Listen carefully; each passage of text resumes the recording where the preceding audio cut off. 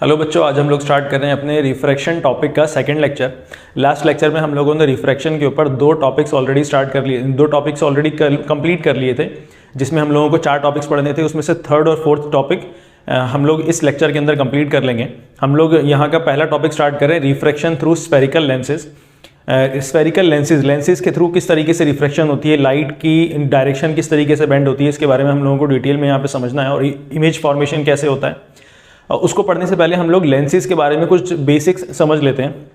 देखो, जिस तरीके से हमारे पास मिरर्स 2 टाइप के थे, कॉनकेव मिरर्स और कॉन्वेक्स मिरर्स, वैसे ही हमारे पास लेंसेज भी 2 टाइप के हैं, कॉनकेव लेंस और दूसरा कॉन्वेक्स लेंस। देखो, जो मिरर्स थे ना हमारे पास स्फेरिकल मिरर्स, वो एक स्फेयर का छोटा सा पार्ट था। यहाँ पे जो लेंसेज होते हैं, ये 2 अलग अलग स्फेयर्स के 2 छोटे छोटे पार्ट्स को मिला करके बनाया गया होता है। 2 बड़े स्फेयर्स, ग्लास के हॉलो स्फेयर्स को उनको छोटे छोटे पार्ट्स को काट के मिला करके जो बनता है, उसको हम लोग लेंसेज कहते हैं। देखो, यहाँ पे सबसे पहले हमारे पास कॉनकेव लेंस और कॉन्वेक्स लेंस है। इसकी पहचान समझ लेते हैं। देखो, कॉनकेव लेंस के अंदर भी 2 बड़े बड़े स्फेरिकल लेंसेज ग्लासेज हैं। देखो, एक ग्लास इस तरफ होगा और एक ग्लास जो है इस तरफ है। स्फेरिकल ग्लास है, ये हॉलो स्फेरिकल ग्लास है, ठीक है। इसके छोटे छोटे कट्स को, छोटे छोटे हिस्सों को काट के साथ में मिला दिया गया, तो यहाँ पे एक लेंस बन गया है। ऐसे ही हमारे पास जो कॉन्वेक्स लेंस है, वहां पे भी 2 अलग अलग स्फेयर्स हैं। देखो, एक स्फेयर उस तरफ जा रहा होगा और एक स्फेयर यहाँ पे जा रहा होगा, ठीक है। अब देखो, कॉनकेव लेंस की ना क्या पहचान है, इसकी आइडेंटिफिकेशन क्या है कि ये ना बीच में से थोड़ा सा पतला रहेगा और जो इसके एजेस हैं ये थोड़े से थिक रहेंगे, थोड़ा सा मोटा रहेगा, ठीक है। ये जो है कॉर्नर्स में से, एजेस में से थिक रहता है और सेंटर में से थिन रहता है, ठीक है। अच्छा, अब आगे जो कॉन्वेक्स लेंस है, इसकी पहचान क्या है कि ये सेंटर में से, जो बीच है, बीच में से ये थोड़ा सा थिक रहेगा, मोटा रहेगा, और एजेस में से ये बहुत ज़्यादा थिन होता है, बहुत ज़्यादा बारीक होता है, ठीक है। अब देखो, कॉनकेव लेंस और कॉन्वेक्स लेंसेज के अंदर जो है ना, कुछ बातें कॉमन है जो कि हमारे पास मिरर के अंदर, स्फेरिकल मिरर्स के अंदर भी हम लोगों ने देखा था। अगर यहाँ पे फोकल लेंथ की बात करें, जो भी हम लोग आगे डिटेल में पढ़ेंगे, तो वो भी रेडियस ऑफ कर्वेचर के हाफ के बराबर होता है, ठीक है। इसको अभी याद रखेंगे हम लोग, अभी देखेंगे। एपर्चर क्या होता है? Diameter of the reflecting surface. हम लोगों ने स्फेरिकल मिरर्स के अंदर पढ़ा था कि एपर्चर क्या होता है? Diameter of the reflecting surface, यानी कि रिफ्लेक्टिंग सरफेस की जितनी ओपनिंग है, जितना वो ओपन है, जितना एरिया है उसका सामने रिफ्लेक्शन करने के लिए, उसको एपर्चर कहते हैं। वैसे ही यहाँ पे लेंसेज के केस में एपर्चर क्या है? Diameter of the refracting surface, जितने सरफेस से, जितने एरिया से रिफ्रैक्शन हो सकता है, लाइट अपने डायरेक्शन को बेंड कर सकता है, उस एरिया को हम लोग एपर्चर कहते हैं। इसको बेसिकली बिल्कुल ही ओपनिंग कहते हैं। अगर हम लोग कॉन्वेक्स लेंस की बात करें, तो यहाँ से लेकर के यहाँ तक का पॉइंट, जो यहाँ से लेकर के यहाँ तक का पॉइंट, ये ओपनिंग है इसका, तो इसको हम लोग एपर्चर कहेंगे। अगर हम कॉनकेव लेंस के लिए बात करें, तो यहाँ से लेकर के यहाँ तक के जो पॉइंट से जो डिस्टेंस है, इसको हम लोग diameter of the refracting surface या फिर सिंपल ओपनिंग और एपर्चर कह सकते हैं, ठीक है। अब देखो ध्यान से, कोई भी एक लेंस होगा ना, तो उसके यहाँ पे देखो 2 स्फेरिकल ग्लासेस होते हैं। यहाँ पे 2 स्फेरिकल ग्लासेस हैं। अगर 2 स्फेरिकल ग्लासेस हैं, एक इस तरफ होगा तो इसका अपना कोई सेंटर ऑफ कर्वेचर होगा यहाँ पे। अगर ये दूसरा स्फेरिकल ग्लास है, तो यहाँ पे भी इसका कोई अपना सेंटर ऑफ कर्वेचर होगा, ठीक है। यानी कि लेंसेज के अंदर ना 2 सेंटर ऑफ कर्वेचर्स होते हैं, और दोनों साइड्स में, ऑन ईच साइड, ठीक है। 2 सेंटर ऑफ कर्वेचर्स होंगे ऑन ईच साइड। मैं यहाँ पे इसको हटा देता हूँ क्योंकि कोई फायदा नहीं है यहाँ पे बना करके, ठीक है। दोनों सेंटर ऑफ कर्वेचर्स को मैं हटा रहा हूँ। अच्छा, ठीक है, सेंटर ऑफ कर्वेचर्स हो गए। तो सेंटर ऑफ कर्वेचर्स के तक, अच्छा देखो, यहाँ पे लेंस के ना बीच में बिल्कुल सेंटर में एक सेंटर पॉइंट होता है। लेंस का जो बिल्कुल सेंटर पॉइंट है, जो यहाँ पे एपर्चर का जो बिल्कुल सेंटर पॉइंट होता है, मिरर के केस में उसको पोल कहते थे, लेकिन यहाँ पे लेंसेज के केस में हम लोग यहाँ पे ऑप्टिकल सेंटर कहेंगे। क्या कहेंगे? Optical centre. ओ क्या है यहाँ पे? Optical centre. ऑप्टिकल सेंटर, इस बात को आप लोग याद रखना। अब नेक्स्ट देखो, अगर सेंटर ऑफ कर्वेचर और ऑप्टिकल सेंटर के बीच में एक डिस्टेंस लेकर के आओगे आप, तो वो कहलाएगा आपका रेडियस ऑफ कर्वेचर, ठीक है। ऑप्टिकल सेंटर और सेंटर ऑफ कर्वेचर के बीच में जो डिस्टेंस होगा वो क्या कहलाएगा? Radius of curvature. मिरर के केस में क्या था? पोल और सेंटर ऑफ कर्वेचर के बीच में जो डिस्टेंस था उसको हम लोग रेडियस ऑफ कर्वेचर कहते थे। यहाँ पे सेंटर ऑफ कर्वेचर और ऑप्टिकल सेंटर के बीच के डिस्टेंस को हम लोग रेडियस ऑफ कर्वेचर कहेंगे, ठीक है। अब देखो, यहाँ पे ना हम लोगों के पास एक इमेजिनरी लाइन है जिसको हम लोग प्रिंसिपल एक्सिस कहते हैं। देखो, इमेजिनरी लाइन है यहाँ पे जिसको हम लोग प्रिंसिपल एक्सिस कहते हैं। ये प्रिंसिपल एक्सिस एक इमेजिनरी लाइन है जो कि दोनों तरफ के सेंटर ऑफ कर्वेचर्स को मिला करके बनाई जाती है। ये बात आप लोग याद रखेंगे। प्रिंसिपल एक्सिस क्या है? एक a line joining both the centre of curvatures, a line joining both the centre of curvatures. देखो principal axis an imaginary line joining two centre of curvatures, एक इमेजिनरी लाइन बना दी गई है जो कि दो सेंटर ऑफ कर्वेचर्स को जोड़ करके बनी हुई है। ठीक है, प्रिंसिपल एक्सिस क्लियर हो गया हमारा। अब देखो, अगर कुछ लाइट रेज प्रिंसिपल एक्सिस के पैरेलल इंसिडेंट करे इस कॉनकेव लेंस के ऊपर, कुछ लाइट रेज प्रिंसिपल एक्सिस के पैरेलल आए और इस कॉनकेव लेंस पे इंसिडेंट कर दी। एक लाइट रे हम लोग नीचे से भी ले लेते हैं। ठीक है, अगर ये लाइट रे पैरेलल आ रही है ना, तो हमेशा कॉनकेव लेंस क्या करता है? उन लाइट रेज को डाइवर्ज कर देता है। उन लाइट रेज को क्या कर देता है? डाइवर्ज कर देता है। ठीक है, उन लाइट रेज को क्या कर देगा? ये डाइवर्ज कर देगा। लेकिन जब आप इन लाइट रेज को पीछे की तरफ एक्सटेंड करके देखेंगे, पीछे जब आप इसको एक्सटेंड करेंगे, तो ये हमेशा किसी एक पॉइंट पे ना मर्ज हो जाएगी, किसी एक पॉइंट पे जाकर के इंटरसेक्ट करेंगे।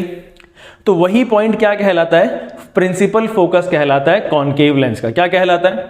प्रिंसिपल फोकस कॉनकेव लेंस का। ऐसा दिख रहा है हमको कि यही प्रिंसिपल फोकस से लाइट रेज निकल करके देखो डाइवर्ज हो रही है। ऐसा लगता है, ऐसा एक्चुअली में है नहीं। ऐसा क्या लगता है? ऐसा अपीयर होता है कि प्रिंसिपल फोकस से लाइट रेज निकल रही हैं और डाइवर्ज हो रही है। प्रिंसिपल फोकस से लाइट रेज निकल करके स्प्रेड हो रही है। देखो प्रिंसिपल फोकस की definition, a point on principal axis where all light rays coming parallel to the principal axis, सारी की सारी लाइट रेज जो पैरेलल आ रही थी, अपीयर्स टू बी डाइवर्ज, ऐसा दिखता है, ऐसा लगता है कि डाइवर्ज हो रही है, appears to be diverge from this point, है ना, ऐसे पॉइंट है। और उस पॉइंट को हम लोग क्या कहते हैं? Principal focus of the concave lens. क्या कहते हैं? Principal focus of the concave lens. ध्यान से देखो, ये लाइट रेज ना स्प्रेड हो रही है, लाइट रेज क्या हो रही है? डाइवर्ज हो रही है। इसीलिए हम लोग कॉनकेव लेंस को क्या कहते हैं?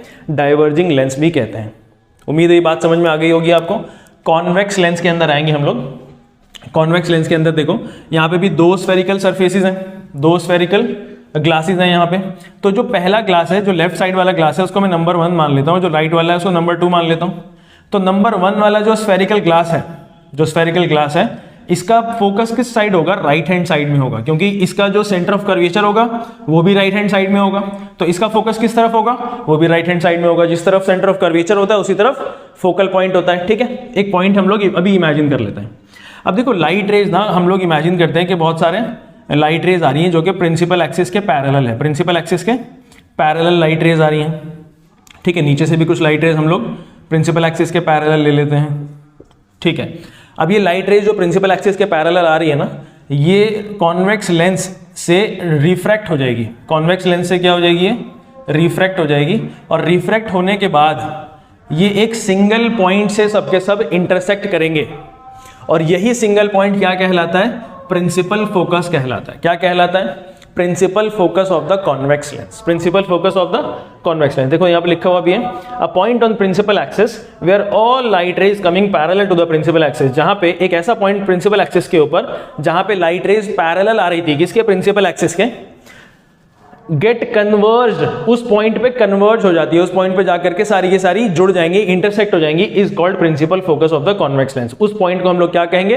Principal focus of the convex lens. ये हम लोगों के फोकल पॉइंट्स की डेफिनेशन हो गई। अच्छा, ध्यान से देखो, ये सारी लाइट रेज ना एक पॉइंट पे कन्वर्ज हो रही है, सारी की सारी एक पॉइंट पे जाकर के मिल रही है। इसीलिए हम लोग कॉन्वेक्स लेंस को कन्वर्जिंग लेंस भी कहते हैं। कॉन्वेक्स लेंस को हम लोग कन्वर्जिंग लेंस भी कहते हैं। अब देखो ध्यान से, ये जो लेंसेज है ना, इनमें एक फोकस और एक सेंटर ऑफ कर्वेचर नहीं होता, दो फोकस और दो सेंटर ऑफ कर्वेचर्स होते हैं। तो जो लेफ्ट साइड वाला है ना, यहाँ पे हमारे पास ये पहला फोकस है। देखो, ये पहला सेंटर ऑफ पहला स्फेरिकल ग्लास होगा यहाँ पे, ये वाला, ये फर्स्ट स्फेरिकल ग्लास है। तो हम लोग इसके सेंटर ऑफ कर्वेचर को C1 और इसके फोकस पॉइंट को F1 ले लेते हैं। और जो राइट वाला है मेरे लिए, ये सेकंड मैंने इसको इमेजिन कर रखा है, तो इसके फोकल पॉइंट को मैं F2 और इसके सेंटर ऑफ कर्वेचर को मैं C2 ले लेता हूं, जो कि यहाँ पर रिक्वायर्ड नहीं है। इतना ज्यादा हम लोगों को इसके ऊपर फोकस नहीं करना है, कॉन्सेंट्रेट नहीं करना, क्योंकि इतना ज्यादा इंपॉर्टेंट नहीं है। एक बात याद रखनी है आपको कि कॉनकेव लेंस का जो फोकल पॉइंट है, वहां से ऐसा अपीयर होता है कि लाइट जो है डाइवर्ज हो रही है। वैसे ही कॉन्वेक्स लेंस के अंदर देखो, एक फोकल पॉइंट तो ना राइट साइड में होगा, जो कि प्रिंसिपल फोकस होगा फर्स्ट वाला, क्योंकि फर्स्ट स्फेरिकल ग्लास हमारा इस तरफ है। और ऐसे ही जो सेकंड स्फेरिकल ग्लास है, वो ये वाला, इसका फोकल पॉइंट और centre of curvature left side होंगे, तो ये फोकल पॉइंट हो जाएगा और यहाँ कहीं पे इसका सेंटर ऑफ कर्वेचर हो जाएगा। ठीक है, लेकिन प्रिंसिपल फोकस इसका ये वाला है, इसलिए मैं इसको यहाँ पे मिटा देता हूँ, क्योंकि इसके ऊपर ज्यादा कॉन्सेंट्रेट नहीं करना है। ठीक है, चलिए, उम्मीद है बात आप यहाँ पे समझ गए होंगे। देखो, अब जो रिफ्रैक्शन ना लेंसेज के थ्रू हो रहे हैं उनके बारे में हम लोग डिटेल में पढ़ेंगे, किस तरीके से इमेज फॉर्म होता है। दोनों लेंसेज को सेपरेट पढ़ना है। पहले हम लोग कॉनकेव लेंस पढ़ रहे हैं, फिर हम लोग कॉन्वेक्स लेंस के बारे में डिटेल में पढ़ेंगे। कॉनकेव लेंस के अंदर ना हम लोगों को दो चीज़ें पढ़नी है कि लाइट जैसे ही रिफ्रैक्ट करेगी लेंस के ऊपर, स्ट्राइक करके फॉल करके, लाइट अपना डायरेक्शन जैसे चेंज करेगी उस डायरेक्शन को ट्रेस करना है हम लोगों को। तो उसके लिए 3 रूल्स हैं हमारे पास। इन रूल्स को देख लेते हैं। सबसे पहले देखो, अगर कोई भी light ray parallel to the principal axis आ रही है, देखो ये प्रिंसिपल एक्सिस है, ये लाइट रे प्रिंसिपल एक्सिस के पैरेलल आ रही थी और कॉनकेव लेंस के ऊपर फॉल करके ये डाइवर्ज हो जाएगी, ऊपर की तरफ चली जाएगी। पीछे अगर आप इसको एक्सटेंड करके देखेंगे तो ये हमेशा फोकल पॉइंट से पास होगा। ये हमने अभी थोड़ी देर पहले देख लिया था, है ना। अगर लाइट रे प्रिंसिपल एक्सिस के पैरेलल आ रही है तो डाइवर्ज हो जाएगी, पीछे आप एक्सटेंड करेंगे तो ये आपको फोकल पॉइंट से पास होता हुआ दिखेगा। सेकंड रूल देखिए, बहुत ज़्यादा इंपॉर्टेंट है। कोई भी लाइट रे अगर ऑप्टिकल सेंटर से पास होगी तो उसके अंदर आप ना डेविएशन ऑब्जर्व नहीं करेंगे, यहाँ पे रिफ्रैक्शन ऑब्जर्व नहीं करेंगे आप। लाइट के डायरेक्शन में कोई चेंज भी ऑब्जर्व नहीं होगा, ये without any deviation, without any change in the direction सीधे सीधी निकल जाएगी। थर्ड रूल देखिए क्या कहता है ये, अगर कोई भी लाइट रे फोकस से पास होते हुए आप जो है इंसिडेंट कराएंगे, ऐसे इंसिडेंट करा रहे हैं आप कि वो सेकेंडरी फोकस जो दूसरा वाला फोकल पॉइंट था उससे पास होते हुए जाने के लिए आप उसने पॉइंट कर रखा था आपने, लेकिन वो ना उसके ऊपर पॉइंट ना होकर के रिफ्रैक्ट हो जाएगी और अपना डायरेक्शन चेंज कर लेगी। कैसे? प्रिंसिपल एक्सिस के पैरेलल चली जाएगी लाइट रे, ठीक है ना। और फिर बाद में आप अगर इसको एक्सटेंड करेंगे तो वो कहाँ से पास होती हुई दिखेगी आपको? फोकल पॉइंट से पास होती हुई दिखेगी। इसको ऐसे भी समझ सकते हैं हम लोग कि कोई भी लाइट रे ना कॉनकेव लेंस के ऊपर आपने ऑब्लिक यानी कि तिरछी, बिल्कुल सीधा नहीं, तिरछा करके आपने इंसिडेंट करवाया और फिर बाद में क्या ऑब्जर्व कर रहे हैं आप कि लाइट रे ना पैरेलल चली गई है प्रिंसिपल एक्सिस के। जब अगर लाइट रे प्रिंसिपल एक्सिस के पैरेलल चली गई है तो आप इस लाइट रे को अगर आप आगे एक्सटेंड करेंगे डॉटेड लाइन से तो वो आपको कहाँ से पास होता हुआ दिखेगा? सेकेंडरी फोकल पॉइंट से पास होता हुआ दिखेगा आपको। ये 3 रूल्स हैं कॉनकेव लेंस के, ठीक है। इन 3 रूल्स को आप लोग ध्यान रखेंगे। अब सेकंड देखो, हम लोग ना इमेज फॉर्मेशन कैसे होगी, इन लाइट रेज को हम लोग 2 लेंसेज के थ्रू पास कराएंगे और देखेंगे कि इंटरसेक्शन किधर हो रहा है। ये बात याद रखेंगे आप लोग, जैसे मिरर्स के अंदर था कि इमेज फॉर्मेशन के लिए एटलीस्ट 2 लाइट रेज चाहिए, वो भी इंटरसेक्ट होती हुई लाइट रेज चाहिए हमको, है ना। यहाँ पे भी हम लोग दोनों लेंसेज में कम से कम 2 लाइट रेज को अलग अलग डायरेक्शन वाली लेंगे और दोनों का इंटरसेक्शन देखेंगे कि कहाँ पे हो रहा है। अच्छा, सबसे पहले ना आप लोग ये तो ध्यान ही रखना कि जब भी लाइट रेज आप ड्रॉ करोगे ना तो दोनों केसेस में या जितनी भी केसेस हैं, कोई भी मिरर हो, कोई भी लेंस हो, कोई भी मिरर हो, कोई भी केस हो, तो उसके अंदर ना आप लोग लाइट रे बिल्कुल बिगिनिंग में parallel to the principal axis तो लेना ही लेना है आपको, ठीक है ना। एक ऐसी लाइट रे लेनी है जो कि प्रिंसिपल एक्सिस के पैरेलल फॉल करेगी ही करेगी। एक बात आप और याद रखेंगे कि कॉनकेव लेंस के केस में ना सिर्फ 2 केसेस हैं। पहला केस है कि ऑब्जेक्ट इन्फिनिटी पे रखा हुआ है, आपको टेबल भी बना हुआ आ रहा होगा यहाँ पे कि ऑब्जेक्ट कहाँ पे रखा हुआ है, पहला इन्फिनिटी पे है, आपकी बुक में भी बना हुआ है। इन्फिनिटी से लाइट रेज जो है कॉनकेव लेंस के ऊपर इंसिडेंट कर रही है, तो मैं नीचे से भी ले लेता हूँ, इंसिडेंट कर रही है इन्फिनिटी से, वो कैसी आएगी? हमेशा पैरेलल टू प्रिंसिपल एक्सिस आएगी। जब ये लाइट रेज फॉल करके अपने डायरेक्शन को चेंज करेगी तो ये कैसे निकल जाएगी? डाइवर्ज हो जाएगी। और आप इसको अगर पीछे एक्सटेंड करेंगे तो किसी एक पॉइंट पे ये इंटरसेक्शन मिलेगा आपको, किसी एक पॉइंट पे इंटरसेक्शन मिलेगा और वो पॉइंट कौन सा होता है? फोकल पॉइंट होता है। अब देखो टेबल के अंदर भी लिखा हुआ है और यहाँ पे भी मैं समझा देता हूँ कि ऑब्जेक्ट किधर रखा हुआ था? इन्फिनिटी पे रखा हुआ था। इमेज किधर बन रही है? एट फोकस बन रही है, ठीक है। इमेज कहाँ पे बन रहा है? फोकस पे बन रहा है। तो ऑब्जेक्ट इमेज का साइज क्या हो गया? हाईली डिमिनिश्ड हो गया, बहुत ज्यादा छोटा हो गया। वो कैसा कितना छोटा है कि पॉइंट साइज्ड हो गया, ठीक है। पॉइंट साइज्ड, इतना ज़्यादा छोटा हो गया। अच्छा, इसका नेचर क्या है इमेज का? देखो, सबसे पहले आप लोग ये देखेंगे कि लाइट को आपको एक्स्ट्रा एक्सटेंड तो नहीं करना पड़ा लाइट रे को। अगर डॉटेड लाइन से आपने एक्सटेंड करा लाइट रे को, यानी कि वर्चुअल इमेज है और वर्चुअल के साथ हमेशा क्या लगेगा? इरेक्ट लगेगा, ठीक है। सेकेंड केस हम लोग देख रहे हैं कि लाइट रे सबसे पहले हम लोगों ने पैरेलल इंसिडेंट करा दिए और ये कैसी चली जाएगी? रिफ्लेक्ट होकर के ये जो है जो डाइवर्ज हो जाएगी। पीछे आप इसको एक्सटेंड करेंगे तो ये जो है फोकल पॉइंट से पास होगा। अच्छा, इसमें ऑब्जेक्ट किधर है? पहले देखो, ऑब्जेक्ट इन्फिनिटी पे रखा हुआ था। अब ऑब्जेक्ट ना इन्फिनिटी पे नहीं है, प्रिंसिपल एक्सिस पे कहीं भी रखा हुआ है, प्रिंसिपल एक्सिस पे कहीं भी रखा हुआ है, ठीक है। Anywhere between optical centre and infinity और ऑप्टिकल सेंटर के बीच में कहीं भी रखा हुआ है, यानी कि प्रिंसिपल एक्सिस पे कहीं भी रखा है। तो इमेज किधर बनेगी उसके बारे में हम लोगों को देखना है। देखो, एक लाइट रे तो हम लोगों ने पैरेलल ले ली, यानी कि पहला रूल हम लोगों का चला गया। अब 2 बचे हमारे पास। तो इन दोनों में से कोई एक हम लोग ले लेते हैं। देखो ऑप्टिकल सेंटर वाला ले लेता हूं मैं। अगर लाइट रे को हम लोग ऑप्टिकल सेंटर से पास कराएंगे तो विदाउट एनी डेविएशन ये सीधा निकल जाएगा, और यहाँ पे हम लोग ये नोट करेंगे कि यहाँ पे हमारे पास इंटरसेक्शन मिल रहा है, ठीक है। तो जहाँ पे इंटरसेक्शन है वहाँ पे इमेज फॉर्म हो रहा होगा। अब देखो ध्यान से, ऑब्जेक्ट किधर रखा हुआ है, between infinity and optical centre. Image किधर है, between optical centre and focal point, ठीक है। इमेज कहाँ बनेगा, हमेशा ऑप्टिकल सेंटर और फोकस के बीच में बनेगा।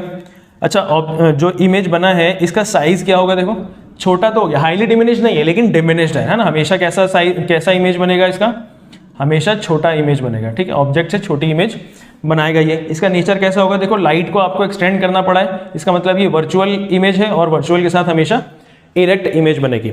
इसको आप लोग ध्यान से देख लेंगे। एक बात आप लोग और याद रखेंगे कि कॉनकेव लेंस के अंदर ना हमेशा वर्चुअल और इरेक्ट इमेज बनती है, प्लस साइज हमेशा छोटा हो जाता है।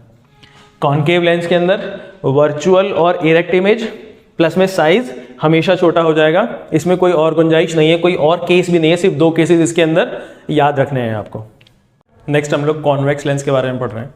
कॉन्वेक्स लेंस के अंदर भी हम लोग 2 चीज़ें पढ़ेंगे। पहले हम लोग लाइट की ट्रेसिंग पढ़ेंगे कि उनके रूल्स क्या हैं, दूसरा इमेज फॉर्मेशन पढ़ेंगे कि इमेज किस तरीके से बनती है। एक बात याद रखेंगे आप लोग, कॉन्वेक्स लेंस के अंदर ना इमेज फॉर्मेशन के 6 केसेस हैं, और मिरर के केस में ना कॉनकेव मिरर के 6 केसेस थे। यहाँ पे ऑपोजिट है, कॉनकेव मिरर के 6 केसेस और कॉनकेव लेंस के 6 केसेस हैं, और वैसे ही कॉन्वेक्स मिरर के 2 केसेस थे और यहाँ पे कॉनकेव लेंस के 2 केसेस हैं। तो आप लोग केसेस के अंदर कंफ्यूज नहीं होना, ठीक है। ठीक है, सबसे पहले हम लोग जो है रूल्स देखेंगे कि लाइट रेज ना अगर कॉन्वेक्स मिरर के ऊपर फॉल करेगी, स्ट्राइक करेगी, तो रिफ्रैक्ट होकर के उसका रास्ता क्या होगा, उसका डायरेक्शन क्या होगा। सबसे पहले तो हम लोग पहला रूल पढ़ लेते हैं जो कि बहुत ही ईजी है। अगर लाइट रे कॉन्वेक्स लेंस के ऊपर स्ट्राइक कर रही है और लाइट रेज कैसे आ रही थी, प्रिंसिपल एक्सिस के पैरेलल आ रही है, तो वो क्या हो जाएगा, वो जो है कन्वर्ज हो जाएगा किसी एक पॉइंट पे। वो कौन सा पॉइंट होता है, फोकल पॉइंट होता है, ठीक है। फोकल पॉइंट से पास हो जाएगा कन्वर्ज होकर के। सेकेंड रूल हम लोग देखते हैं कि अगर कोई भी लाइट रे ऑप्टिकल सेंटर से पास हो रही है तो उसके अंदर कोई भी डेविएशन आप नहीं देखेंगे, उसके अंदर कोई भी रिफ्रैक्शन ऑब्जर्व नहीं होगा। ये बात आप लोग याद रखेंगे। थर्ड रूल क्या है, अगर कोई लाइट रे जो सेकंड प्रिंसिपल फोकस था, सेकंड फोकस जो सेकेंडरी फोकल पॉइंट है उससे पास हो रही है और जो है कॉन्वेक्स लेंस के ऊपर फॉल कर रही है, तो लाइट रे ना रिफ्रैक्ट होकर के प्रिंसिपल एक्सिस के पैरेलल चली जाएगी। लाइट रे रिफ्रैक्ट होके प्रिंसिपल एक्सिस के पैरेलल चली जाएगी। पहले के 2 रूल्स ना बहुत ज़्यादा इंपॉर्टेंट है। पहला, लाइट रे अगर पैरेलल आ रही है तो कहाँ से पास हो जाएगा, प्रिंसिपल फोकस से।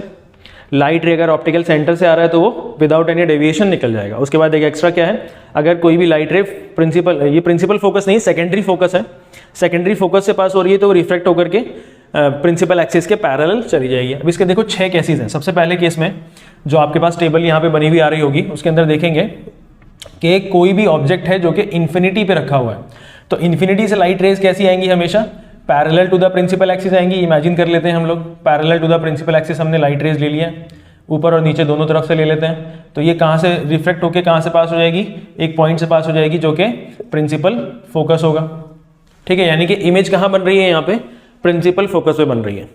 ऑब्जेक्ट किधर है, इन्फिनिटी पे है, इमेज किधर है, फोकस पे है।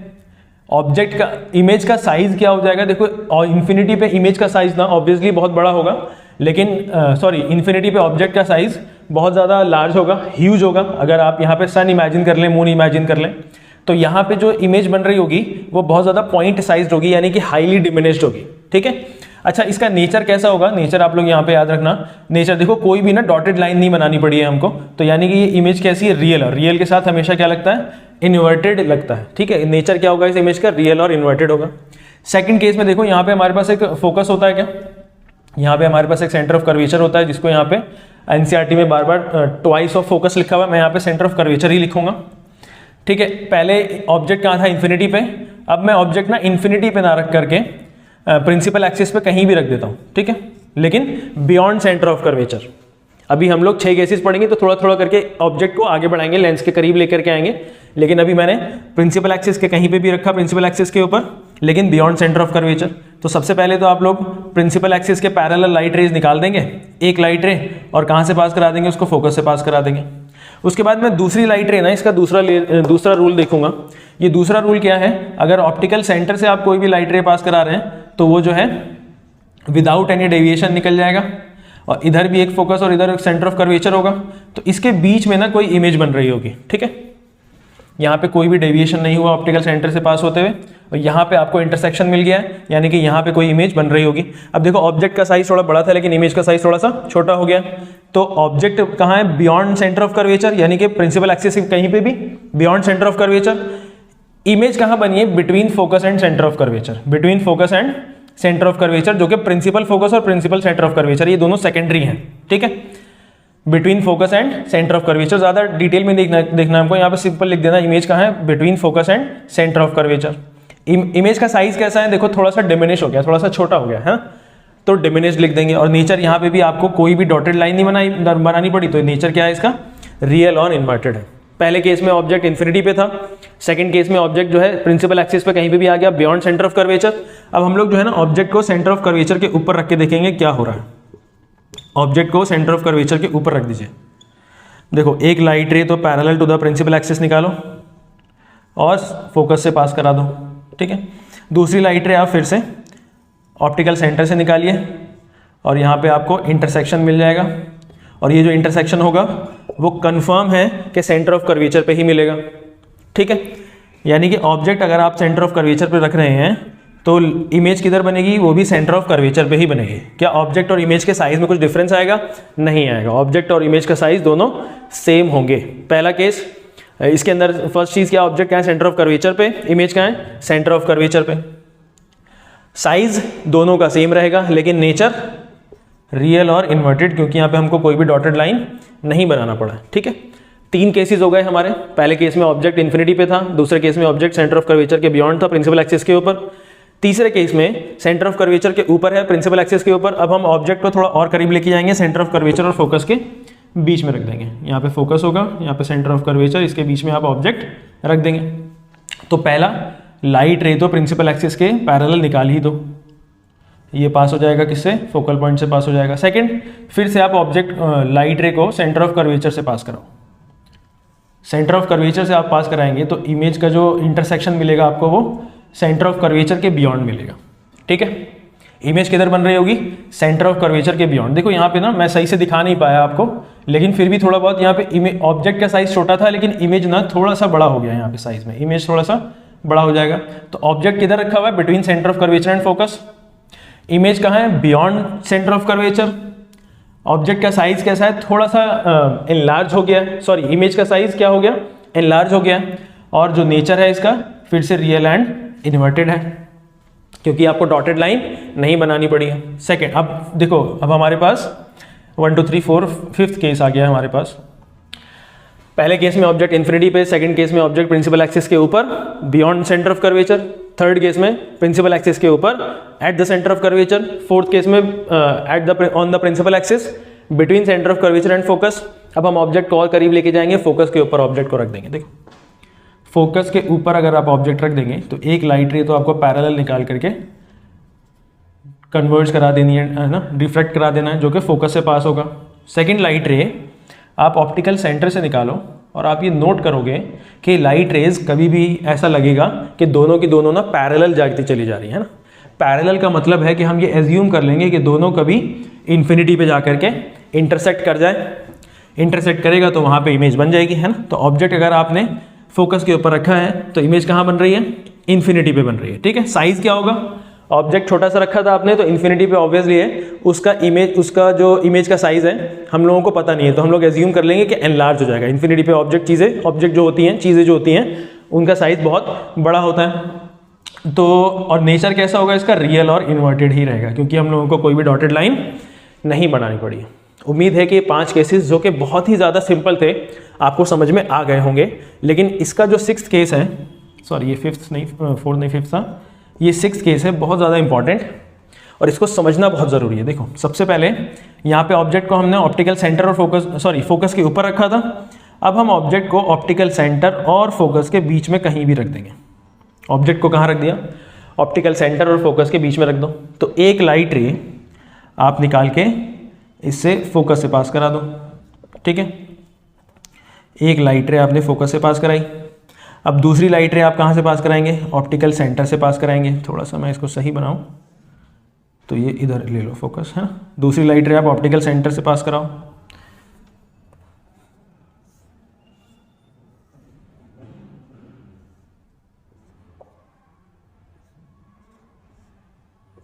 ठीक है। दूसरी लाइट रे अगर आप ऑप्टिकल सेंटर से पास कराएंगे तो हमको ऐसा लग रहा है कि ये जो लाइट रेज है ना, ये डाइवर्ज होती चली जा रही है, खुलती चली जा रही है आगे। ये आगे तो कभी भी इंटरसेक्ट कर ही नहीं सकती क्योंकि ये स्प्रेडिंग लाइट रेज है। ये हो सकता है कहीं पीछे इंटरसेक्ट कर रही हो, तो हम इन दोनों लाइट रेज को पीछे की तरफ एक्सटेंड करेंगे, पीछे की तरफ एक्सटेंड करेंगे और ये पाएंगे कि यहाँ पे कहीं पे इमेज क्रिएट हो गई है, यहाँ पे कहीं पे कोई ना कोई इंटरसेक्शन हो रहा है, ठीक है। तो ऑब्जेक्ट किधर रखा आपने, between focus and optical centre. Object कहाँ रखा है आपने, between focus and optical centre. Image कहाँ क्रिएट हो रहा है, on the same side of the object. Image कहाँ क्रिएट हो रहा है, on the same side of the object. ध्यान से देखो, इसके जो पहले 5 केसेस हैं, ऑब्जेक्ट जिस साइड में था उसके ऑपोजिट साइड में इमेज क्रिएट हो रही है। ऑब्जेक्ट और इमेज का साइड ऑपोजिट है, लेकिन इस केस में क्या है कि ऑब्जेक्ट जिस साइड में है उसी साइड में इमेज क्रिएट हो रही है, इमेज का प्रोडक्शन उसी साइड में हो रहा है। इसमें ये बात याद रखनी है आपको, ठीक है। तो ऑब्जेक्ट किधर है, between focal and optical centre. Image कहाँ है, on the same side of the object, ठीक है। और साइज कैसा है इसका, देखो ऑब्जेक्ट छोटा सा रखा था हमने, लेकिन इमेज का साइज थोड़ा सा एनलार्ज हो गया है, तो यहाँ पे आप एनलार्ज लिख देंगे या हाईली एनलार्ज भी लिख सकते हैं, ठीक है। नेक्स्ट, इसका नेचर कैसा है, नेचर इंपॉर्टेंट है। देखो 5 केसेस के अंदर रियल और इन्वर्टेड नेचर आया है, लेकिन ये छठा केस है, इसके अंदर आपको लाइट रेज एक्सटेंड करनी पड़ी है, डॉटेड लाइट रेज बनानी पड़ी है, यानी कि यहाँ पे आपको वर्चुअल इमेज मिली है। और वर्चुअल के साथ हमेशा क्या लगता है, इरेक्ट इमेज लगती है। देखो जिस साइड में ऑब्जेक्ट का हेड है उसी तरफ ऑब्जेक्ट का आपको इमेज का हेड मिला है, यानी कि यहाँ पे इन्वर्जन नहीं हुआ है, उल्टी इमेज नहीं बनी है, सीधी इमेज बनी है। ये 6 केसेस हैं आपके पास कॉन्वेक्स लेंस के। ये 6 केसेस बहुत ज़्यादा इंपॉर्टेंट है, जिसमें 6th केस बहुत ही ज़्यादा इंपॉर्टेंट था। नेक्स्ट हम लोग देख रहे हैं कि पावर क्या चीज़ होती है लेंसेज की। पावर को पढ़ने से पहले ना हम लोग यहाँ पे कुछ फॉर्मूले और एक आध क्वेश्चंस न्यूमेरिकल देख लेते हैं। देखो कुछ फॉर्मूले हमारे पास, जिस तरीके से मिरर के फॉर्मूले थे ना, वैसे यहाँ पे हमारे पास कुछ लेंस के फॉर्मूले हैं। सबसे पहले तो लेंस फार्मूला है 1/v माइनस में 1/u is equals to 1/f। अगर आप लोगों को याद हो कि मिरर के फॉर्मूले में बिल्कुल ऑलमोस्ट सेम फॉर्मूला था, लेकिन यहाँ पे बीच में साइन पॉजिटिव था। लेंस में यहाँ पे बीच में साइन नेगेटिव आ जाएगा, जहाँ पे जो डिनोशंस हैं, v क्या है, distance of image from the optical centre, v हमेशा डिस्टेंस ऑफ इमेज होता है, u क्या है, डिस्टेंस ऑफ ऑब्जेक्ट है, और दूसरा f क्या है, यहाँ पे focal length of the lens, ठीक है। ये हम लोग लेंस फार्मूला यूज करेंगे, हम लोगों को डिस्टेंस कैलकुलेट करना है या फिर फोकल लेंथ कैलकुलेट करना है। नेक्स्ट एक बात आपको याद रखनी है, जिस तरीके से हम लोगों ने मिरर के अंदर कुछ नोट्स याद करे थे, वैसे ही यहाँ पे भी ऑलमोस्ट सेम है ना। u क्या है, हमेशा डिस्टेंस ऑफ ऑब्जेक्ट है, डिस्टेंस ऑफ ऑब्जेक्ट हमेशा आप लोग नेगेटिव लेंगे, चाहे वो मिरर हो या लेंस हो। डिस्टेंस ऑफ ऑब्जेक्ट क्वेश्चन में कुछ भी दिया हुआ हो नहीं दिया हुआ हो, आपको u हमेशा नेगेटिव लेना है, ठीक। फोकल लेंथ और radius of curvature, concave lens हो या मिरर हो, ये बात मैंने मिरर में भी बता दी थी। अगर कहीं पे कॉनकेव लिखा हुआ है तो उसका फोकल लेंथ हमेशा नेगेटिव लेना है आपको, ठीक है। या फिर रेडियस ऑफ कर्वेचर दिया हो तो आप 2 से डिवाइड करके उसको फोकल लेंथ निकालेंगे और वो क्या ले लेंगे, उसको नेगेटिव ले लेंगे। सेकंड, हम लोग मैग्निफिकेशन देख रहे हैं। जैसे कि मिरर के अंदर मैग्निफिकेशन का फॉर्मूला था, वैसे यहाँ पे भी मैग्निफिकेशन का फॉर्मूला है कि इमेज जो बनती है उसके साइज में कितना बदलाव आया है, वो मैग्निफिकेशन हमको दिखाता है। तो इमेज के मैग्निफिकेशन का फॉर्मूला क्या है, v/u या फिर हाइट ऑफ इमेज अपॉन में हाइट ऑफ ऑब्जेक्ट। अगर आपको मिरर का मैग्निफिकेशन का फॉर्मूला याद हो तो वहां पे ना v/u से पहले एक नेगेटिव भी लगा हुआ था, यहाँ पे नेगेटिव नहीं है, यहाँ पे पॉजिटिव है। देखो दोनों में ना ऑपोजिशन है, यहाँ पे मैग्निफिकेशन में मिरर में नेगेटिव था, लेकिन लेंस में यहाँ पॉजिटिव है। लेंस फार्मूला में यहाँ पे बीच में नेगेटिव है, लेकिन मिरर फार्मूला में बीच में पॉजिटिव था। तो इससे आप लोग याद रख सकते हैं। यहाँ पे हाइट hi क्या है, हाइट ऑफ इमेज, और ho क्या है, हाइट ऑफ ऑब्जेक्ट है। इस तरीके से भी हम लोग मैग्निफिकेशन निकाल सकते हैं। जरूरत पड़ने पे या तो ये वाला फॉर्मूला यूज करेंगे, जरूरत पड़ने पे या तो मैग्निफिकेशन को इसको इक्वल रख के हम लोग मैग्निफिकेशन निकाल सकते हैं, या फिर हाइट ऑफ इमेज या हाइट ऑफ ऑब्जेक्ट को कैलकुलेट कर सकते हैं। देखो यहाँ पे अगर मैग्निफिकेशन आपके पास कुछ भी वैल्यूज आ जाती हैं तो उसमें ना कुछ हम लोगों को बात पहले से पता होनी चाहिए।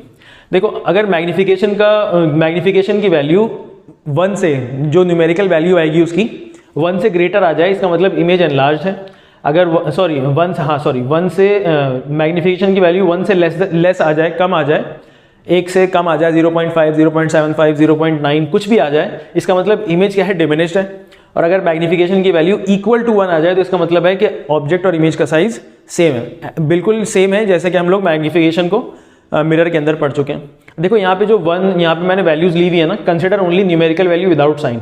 यहाँ पे आपके पास मैग्नीफिकेशन की वैल्यू ना ऐसा आ सकता है -0.75, तो अब इसको आप 1 से छोटा कंसिडर करेंगे कि 1 से बड़ा कंसिडर करेंगे, या फिर ऐसा हो सकता है सपोज करो आपके पास मैग्नीफिकेशन की वैल्यू आ गई -1.5, अब आप इसको 1 से ग्रेटर देन कंसिडर करेंगे कि स्मॉलर देन। इसको ना इसका सिर्फ न्यूमेरिकल वैल्यू देखना है। देखो -1.5 लिखा है तो आप सिर्फ 1.5 को कंसिडर करो जो कि 1 से ग्रेटर देन है। आप उसका जो साइन है ना प्लस माइनस उसको कंसिडर नहीं करना इस चीज को देखने के लिए कि अगर साइज इन लार्ज है, डिमिनिश है या सेम साइज है। ठीक है, consider only numerical value without sign. Next आपके पास जो है मैग्नीफिकेशन, अगर देखो अब यहाँ पे हम लोग जो है साइन को कंसिडर करेंगे और उसके कुछ और दूसरे मतलब हैं।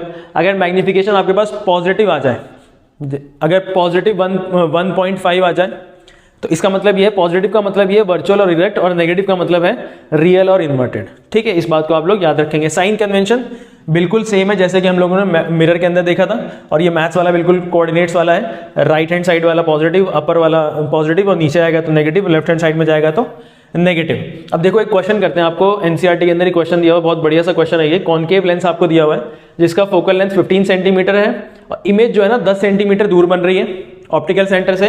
आपको ये बताना है कि ऑब्जेक्ट कितनी दूर रखा हुआ है, उसका मैग्नीफिकेशन क्या है, उसका नेचर क्या है, और रे डायग्राम भी बना करके दिखाना है आपको। ठीक है, सबसे पहले देखो कॉनकेव लेंस लिखा हुआ है, तो कॉनकेव लेंस के लिए आप लोग फोकल लेंथ हमेशा नेगेटिव लेंगे, यानी कि आपको पॉजिटिव क्वेश्चन में दिया हुआ है, आप नेगेटिव कर देंगे इसको। अब देखो कॉनकेव लेंस के अंदर ना आप लोगों को ना वो चीज़ें याद होनी चाहिए जो हम लोगों ने केसेस पढ़े थे कि इमेज फॉर्मेशन कैसे होता है।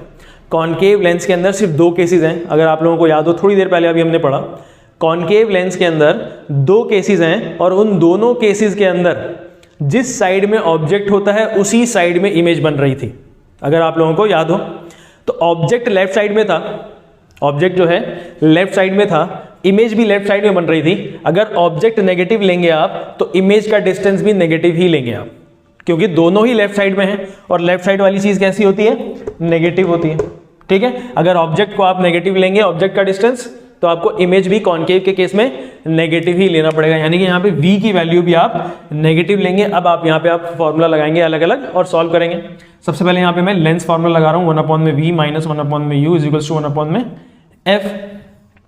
1/v यानी कि -10 माइनस u हम लोगों को निकालना है, इज इक्वल्स टू माइनस में 1/-15। अब इसको सॉल्व कैसे करेंगे, देखो ये हो गया आपके पास 1/-10। ये देखो ये 1/-15 है, दूसरे घर में आएगा तो +15 हो जाएगा, यानी कि +15। और ये 1/u माइनस का है, दूसरे घर में गया तो पॉजिटिव का u हो गया। अब इसको आप अगर सॉल्व करेंगे तो आपके पास वैल्यू आ जाएगी 150 -15 प्लस में 10 इज इक्वल्स टू 1/u। ये हो जाएगा आपके पास -5/150 इज इक्वल्स टू u। इसको सॉल्व करोगे आप तो आपके पास मिल जाएगा -1/30 इज इक्वल्स टू 1/, ये दोनों को रेसिप्रोकल करेंगे आप तो -30 centimetre is equals to u, यानी कि आपके पास जो ऑब्जेक्ट रखा हुआ है वो 30 सेंटीमीटर दूर रखा हुआ है, और नेगेटिव यहाँ पे क्या दिखाता है कि वो लेफ्ट साइड में रखा हुआ है। ठीक है, यानी कि आपका जो आंसर है ना वो u नेगेटिव में आया। u हमेशा कैसे लेना है हम लोगों को, नेगेटिव लेना है, और आपके पास आंसर में भी u कैसा आया, नेगेटिव आया, यानी कि आपकी कैलकुलेशन सही चल रही है। ठीक है, u कितना आ गया आपके पास -30 सेंटीमीटर। उसके बाद आपको मैग्नीफिकेशन निकालना है, तो नेक्स्ट मैग्नीफिकेशन का फॉर्मूला v/u। v कितना है हमारे पास -10, u कितना है -30, यानी कि 1/3, नेगेटिव नेगेटिव कैंसिल हो जाएगा। मैग्नीफिकेशन कितना आया है 0.33। अब इससे हम लोग जो है इसका नेचर बता लेते हैं। देखो नेचर, यहाँ पे जो न्यूमेरिकल वैल्यू है वो 1 से छोटी है, इसका मतलब क्या है, इमेज डिमिनिश्ड। इमेज कैसी है, डिमिनिश्ड है। सेकेंड चीज़ यहाँ पे देखो पॉजिटिव लगा इसके सामने, तो अगर ये पॉजिटिव है तो इसका मतलब क्या है, वर्चुअल एंड इरेक्ट। देखो पॉजिटिव का मतलब क्या है, वर्चुअल एंड इरेक्ट इमेज बनी है। ठीक है, यहाँ पे हमने इसका नेचर बना दिया। अब देखो यहाँ पे ना इसका सेकंड ये कह रहा है हमसे कि इसका रे डायग्राम भी बनाइए, तो रे डायग्राम इसका ना बहुत ही ईजी है। आप लोगों को समझना है कि हम लोगों ने कॉनकेव लेंस के ना 2 केसेस पढ़े थे, उन दोनों केसेस में से इस क्वेश्चन में कौन से केस को रेफर कर, ये क्वेश्चन कौन से केस को रेफर कर रहा है। देखो पहला केस था कि ऑब्जेक्ट इन्फिनिटी पे रखा हुआ था, और दूसरा केस था कि ऑब्जेक्ट प्रिंसिपल एक्सिस पे कहीं भी रखा हुआ है, ठीक है। तो ये जो ऑब्जेक्ट है ये इन्फिनिटी पे रखा है कि प्रिंसिपल एक्सिस पे कहीं भी रखा है, ये सेकंड केस है, प्रिंसिपल एक्सिस पे कहीं भी रखा हुआ होगा। अगर प्रिंसिपल एक्सिस पे कहीं भी रखा है तो उस वाले केस को हम लोग बना देंगे। देखो यहाँ पे कॉनकेव लेंस बनाओ, ऑब्जेक्ट कितनी दूरी पे रखा हुआ है, 30 सेंटीमीटर दूरी पे रखा हुआ है, कॉनकेव लेंस का फोकल लेंथ 15 सेंटीमीटर, ये इतना डिस्टेंस 15 सेंटीमीटर होगा। ऑब्जेक्ट किधर रखा हुआ है, 30 सेंटीमीटर पे। अगर फोकल लेंथ 15 सेंटीमीटर है और कॉनकेव और सेंटर ऑफ कर्वेचर डिस्टेंस कितना है ऑब्जेक्ट का, 30 सेंटीमीटर, यानी कि सेंटर ऑफ कर्वेचर के ऊपर रखा होगा। अब ऑब्जेक्ट जो है सेकंड केस के अंदर कॉनकेव लेंस में कहीं भी रखा हो तो इमेज किधर बनती थी, जरा देख लेते हैं हम लोग। पैरेलल टू प्रिंसिपल एक्सिस निकालिए और ये जो है डाइवर्ज करा दो इधर, ठीक है, डाइवर्ज करा दिया हम लोगों ने। दूसरा हम लोग ऑप्टिकल सेंटर से पास कराएंगे, तो पीछे इसको आप एक्सटेंड करोगे तो यहाँ पे आपको इसको इंटरसेक्शन मिलेगा। इस तरीके से आपको एक रे डायग्राम बना देनी है जहाँ पे आप कोई भी वैल्यू नहीं रखना है, यहाँ से उठा के कोई भी वैल्यू नहीं रखना, सिर्फ ये आपको रे डायग्राम बनाना है, आपका काम खत्म हो जाएगा। वैल्यू नहीं रखना, यहाँ पे सिर्फ फोकल पॉइंट लिख देना, यहाँ पे एक और फोकल पॉइंट लिख देना, ठीक है। ये आपके पास, और जो है इमेज लाइट के डायरेक्शंस बना देना यहाँ आपके पास। इस क्वेश्चन के हिसाब से हमारे पास ये जो है रे डायग्राम बन गई। लास्ट टॉपिक हम लोग पावर पढ़ रहे हैं। देखो पावर क्या होता है, किसी भी लेंस की ना एबिलिटी होती है कि कितना वो लाइट को डाइवर्ज कर सकता है या फिर उसको कन्वर्ज कर सकता है। हर लेंस की एक एबिलिटी होती है, कैपेबिलिटी होती है, तो हर लेंस की ना अलग अलग कैपेबिलिटीज़ होती हैं, उसी चीज़ को हम लोग लेंस की पावर कहते हैं, ठीक है। देखो पावर क्या है, ability of a lens to converge और डाइवर्ज द लाइट रेज। हर एक लेंस की अलग अलग एबिलिटी, अलग अलग कैपेबिलिटी, उसकी क्षमता है, उसी को हम लोग क्या कहते हैं, पावर ऑफ लेंस। देखो पावर ऑफ लेंस को अगर हम लोग न्यूमेरिकली डिफाइन करना चाहें तो ये होता क्या है, reciprocal of focal length. Focal length का रेसिप्रोकल होगा। देखो पावर को हम लोग पी से डिनोट कर देते हैं, और है क्या चीज़, रेसिप्रोकल ऑफ फोकल लेंथ, यानी कि 1/में फोकल लेंथ, ठीक है। यानी कि पावर का फॉर्मूला हो गया पावर इज इक्वल्स टू 1/में फोकल लेंथ। अब आप याद रखेंगे जब भी पावर कैलकुलेट करना है तो आपको ये फॉर्मूला लगाना है, और फोकल लेंथ हमेशा आप लोग मीटर में रखेंगे, ठीक है, क्योंकि लेंथ की एसआई यूनिट ना मीटर होती है। हमने अभी तक जितने भी क्वेश्चंस करे हैं उसके अंदर फोकल लेंथ सेंटीमीटर में दिया हुआ होता है, या फिर हम लोग कैलकुलेट करके सेंटीमीटर में ही निकालते हैं। लेकिन आपको फोकल लेंथ सेंटीमीटर में निकालने के बाद अगर सेंटीमीटर में आ रहा है तो आप उसको कन्वर्ट करके मीटर में कर देंगे, ठीक है। अब देखो पावर क्या है ना, एसआई यूनिट क्या होती है, पावर की एसआई यूनिट को हम लोग डायोप्टर कहते हैं, ठीक है। इसको कैपिटल डी से डिनोट कर देते हैं, जैसे कि हम लोग लेंथ को मीटर से डिनोट करते हैं और टाइम को सेकंड से डिनोट करते हैं, वैसे ही हम लोग पावर को किससे डिनोट कर रहे हैं, यूनिट क्या है उसकी, डायोप्टर से, जिसको कैपिटल डी लिख देते हैं। क्वेश्चन आ सकता है कि 1 डायोप्टर क्या होता है, इसकी डेफिनेशन बताइए। तो 1 डायोप्टर ना हर उस लेंस का पावर होता है जिसका लेंस का फोकल लेंथ 1 मीटर हो। देखो 1 डायोप्टर कब होगा, जब फोकल लेंथ 1 मीटर हो। अगर फोकल लेंथ 1 मीटर है तो पावर कितनी आ जाएगी, सिर्फ 1 डायोप्टर आ जाएगी। तो क्या है ये, the power of a lens which has a focal length of 1 metre. अब आप लोगों को याद होगा कि कॉनकेव के केस में फोकल लेंथ ना हम लोग हमेशा नेगेटिव लेते हैं, और कॉन्वेक्स के केस में हम लोग फोकल लेंथ पॉजिटिव लेते हैं। अगर कॉनकेव के केस में फोकल लेंथ नेगेटिव है तो पावर भी नेगेटिव होगी। देखो यहाँ पे लिखा हुआ है, power of concave lens will always be negative. क्यों, क्योंकि फोकल लेंथ नेगेटिव था, ठीक है। Power of convex lens will always be positive because focal length वहाँ पे पॉजिटिव था। इस बात को आप लोग याद रखेंगे। अब देखो एक छोटा सा क्वेश्चन हम लोग यहाँ पे करके इस पूरे चैप्टर को कंप्लीट कर देते हैं। क्वेश्चन आपको यहाँ पर डिस्प्ले हो रहा होगा। इस क्वेश्चन में लिखा हुआ है कि कॉन्वेक्स लेंस है जो कि रियल और इन्वर्टेड इमेज क्रिएट कर रहा है। कितनी दूर इमेज क्रिएट कर रहा है, 50 सेंटीमीटर दूर इमेज क्रिएट कर रहा है, ठीक है। अब वो पूछ रहा है कि ऑब्जेक्ट कितनी दूर रखा हुआ होगा, उससे आपको ये बताना है। अगर ऑब्जेक्ट और इमेज का साइज सेम है, ये भी क्वेश्चन के अंदर लिखा हुआ है कि अगर ऑब्जेक्ट और इमेज का साइज सेम है तो इसका मतलब ये है कि मैग्निफिकेशन 1 है। अभी हमने थोड़ी देर पहले पढ़ा, ऑब्जेक्ट और इमेज का साइज अगर सेम होता है तो मैग्निफिकेशन की वैल्यू 1 होती है। तो आपको पूछ रहा है कि उस लेंस का, कॉन्वेक्स लेंस का फोकल लेंथ बताओ और उस लेंस की पावर निकालिए।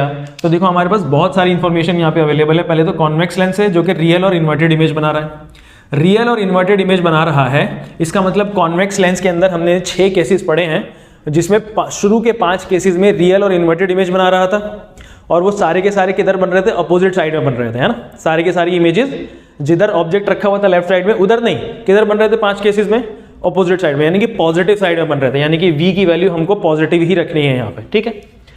अब हम लोग जो है यहाँ पे देखते हैं जरा, रियल और इन्वर्टेड है यहाँ पे। तो रियल इन्वर्टेड के लिए हम लोग मैग्निफिकेशन की वैल्यू प्लस में लेते हैं कि माइनस में लेते हैं। रियल और इन्वर्टेड के लिए मैग्निफिकेशन पॉजिटिव होता है कि नेगेटिव होता है। अभी हमने थोड़ी देर पहले पढ़ा कि अगर मैग्निफिकेशन पॉजिटिव है तो इमेज वर्चुअल और इरेक्ट है, और अगर मैग्निफिकेशन नेगेटिव है तो इमेज रियल और इन्वर्टेड है, यानी कि यहाँ पे पॉजिटिव, यहाँ पे हम लोग नेगेटिव लगाएंगे, क्यों? Because of real and inverted image, ठीक है। मैग्निफिकेशन आप लोग नेगेटिव लेंगे। अब आप यहाँ पे ना डायरेक्टली मैग्निफिकेशन का फॉर्मूला लगाओ।